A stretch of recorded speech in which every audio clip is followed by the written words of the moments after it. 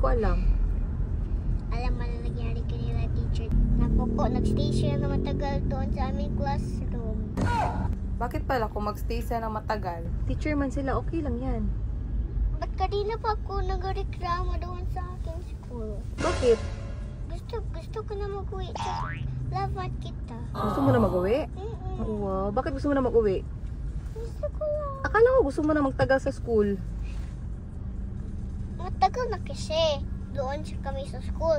Mas matagal kasi kahapon. Nag-advance man ako kahapon. Kahapon? May school pala kayo kahapon. Ay, wala. Next time, paglaki mo, matagal na kayo sa school. Huli ka na yan. Okay lang? Hindi pa ako sure. Ha? Hindi pa ako ready. Already?